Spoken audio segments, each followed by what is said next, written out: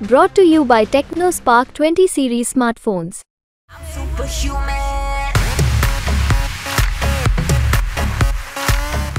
नमस्कार, मैं गौरव कुमार पांडे हाजिर हूं यूपी तक पर। समाजवादी पार्टी में किस प्रत्याशी का टिकट कब कट जाए और उसके बाद फिर मिल जाए, इसकी गारंटी कोई नहीं ले सकता। अब हम ऐसी बातें क्यों कर रहे हैं? दरअसल मुरादाबाद, रामपुर और मेरठ में सबने देखा कि प्रत्याशी को लेकर सपा के अंदर कितनी ज्यादा कंफ्यूजन थी। इसी तरह बदायूं में भी देखा गया कि किस तरह सैफई परिवार के ही दो प्रत्याशियों को बदला गया। लेकिन अब चर्चा है कि समाजवादी पार्टी ने जिस सीट पर 2 दिन पहले ही प्रत्याशी की घोषणा की थी, उसका भी टिकट कट सकता है। सपा ने हाल ही में कन्नौज से सैफई परिवार के सदस्य और आरजेडी सुप्रीमो लालू यादव के दामाद तेज प्रताप यादव को टिकट दिया था। तेज प्रताप पहले मैनपुरी सीट से सांसद रह चुके हैं। ऐसी चर्चा है कि अब कन्नौज से उनका टिकट कट सकता है।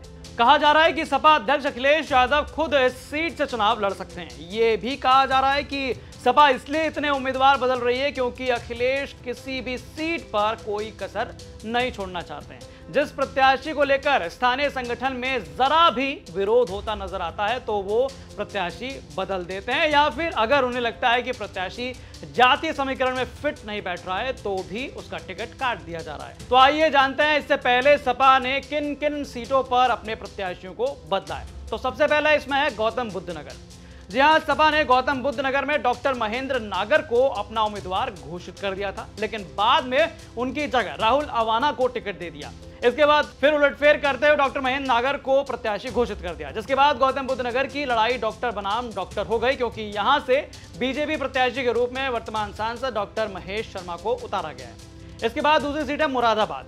सपा को अपने प्रत्याशी का चयन करने में सबसे ज्यादा दिक्कत मुरादाबाद में हुई। दरअसल यहां सपा ने वर्तमान सांसद एसटी हसन को ही उतार दिया था, लेकिन ऐसा माना जा रहा है कि जेल में बंद आजम खान ने इस पर वीटो कर दिया और उन्होंने रुचि वीरा को टिकट दिलवाया। नामांकन के आखिरी दिन सपा मुरादाबाद में अपना प्रत्याशी जो है वो तय कर पाई।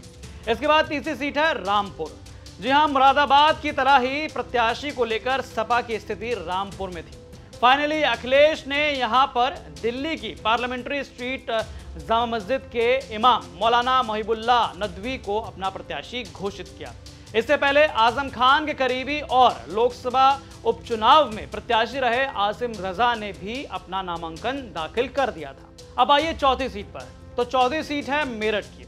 मेरठ में समाजवादी पार्टी ने 2 बार अपना उम्मीदवार बदला। पहले सपा ने इस सामान्य सीट से दलित प्रत्याशी भानु प्रताप को उतारा, हालांकि बाद में उन्होंने सरदना से विधायक अतुल प्रधान को टिकट दे दिया। लेकिन इसके बाद पार्टी ने पूर्व विधायक योगेश वर्मा की पत्नी सुनीता वर्मा को अपना उम्मीदवार घोषित किया।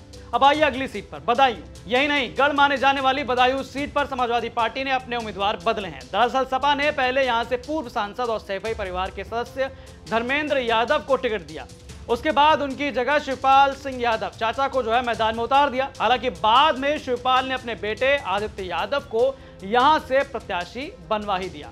फिर आ जाइए मिश्रिक पर। मिश्रिक सीट पर समाजवादी पार्टी ने पहले रामपाल राजवंशी को टिकट दिया था, उसके बाद उनके बेटे मनोज राजवंशी को और फिर मनोज की पत्नी संगीता राजवंशी को प्रत्याशी बनाया था। हालांकि पार्टी ने बाद में पूर्व सांसद रामशंकर भार्गव को मैदान में उतार दिया।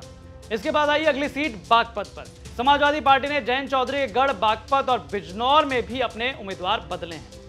अखिलेश ने बागपत में पहले मनोज चौधरी को उतारा था, लेकिन बाद में उनका टिकट काटकर अमरपाल शर्मा को प्रत्याशी बना दिया। इस सीट पर उनका मुकाबला राष्ट्रीय लोकदल यानी कि रालोद के प्रत्याशी राजकुमार सांगवान से हुआ। वहीं अगर बिजनौर की बात करें तो सपा ने पहले पूर्व सांसद यशवीर सिंह पर दांव खेला था, लेकिन बाद में उनका टिकट काटकर नूरपुर से सपा विधायक राम अवतार सैनी के बेटे दीपक सैनी को टिकट दे दिया। इसके बाद बात करते हैं सुल्तानपुर की। सुल्तानपुर में भी सपा ने अपना उम्मीदवार बदला है। यहाँ पहले भीम निषाद को टिकट दिया गया था, लेकिन उनका पत्ता काटकर बाद में रामभुवन निषाद को प्रत्याशी बनाया गया। इस सीट पर उनका मुकाबला बीजेपी प्रत्याशी और पूर्व केंद्रीय मंत्री मेनका गांधी से होगा।